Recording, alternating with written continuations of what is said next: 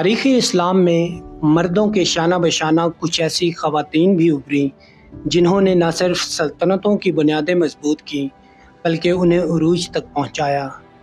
ان کے نام کتابوں میں کم لیکن اثرات زمانے میں گہرے ہیں۔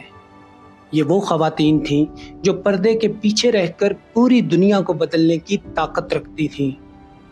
حضرت خدیجہ رضی اللہ تعالی عنہا، اسلام کی پہلی مومنہ، پہلی تاجرہ اور نبی کریم صلی اللہ علیہ وآلہ وسلم کی زندگی کی سب سے بڑی حامی حضرت خدیجہ رضی اللہ تعالی عنہا۔ ان کے مال سے اسلام کی بنیاد رکھی گئی۔ ان کے حوصلے نے پیغمبر اسلام کو حوصلہ دیا۔ اگر وہ نہ ہوتی تو شاید تاریخ کا منظر کچھ اور ہوتا۔ رضیہ سلطانہ، دنیا کی سب سے بڑی مسلم سلطنتوں میں ایک دہلی سلطنت، اور اس سلطنت کی باغ جب ایک عورت کے ہاتھ میں آئی تو تاریخ حیران رہ گئی۔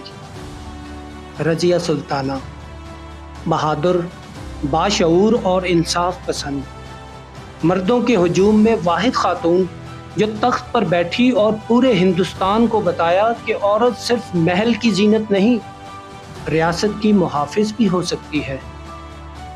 شجرۃ الدر، ایک غلام لڑکی سے لے کر مصر کی ملکہ تک کا سفر۔ شجرۃ الدر نے صرف حکومت نہیں کی بلکہ صلیبی جنگوں میں مصر کو فتح بھی دلائی۔ انہوں نے ثابت کیا کہ بصیرت اور قیادت کا کوئی جنس نہیں ہوتا۔ نور جہاں، مغل بادشاہ جہانگیر کے دل کی ملکہ، لیکن صرف دل نہیں، حکومت بھی انہی کے گرد گھومتی تھی۔ نور جہاں کا حکم بادشاہ کے حکم کے برابر سمجھا جاتا تھا۔ ان کا سکہ جاری ہوا، سیاسی فیصلے کیے، فوجی مہمات کی نگرانی کی۔ یہ ایک عورت کی نہیں، ایک عہد کی کہانی ہے۔ فاطمہ الفہری، فاطمہ الفہری ایک ایسی مسلم خاتون جنہوں نے دنیا کی سب سے پہلی یونیورسٹی جامعہ القرویین کی بنیاد رکھی۔ علم کی وہ شمع جو آج بھی روشن ہے ایک عورت کے ہاتھوں جلائی گئی، جنہوں نے ثابت کیا کہ مسلمان عورت علم کی خالق بھی ہو سکتی ہے۔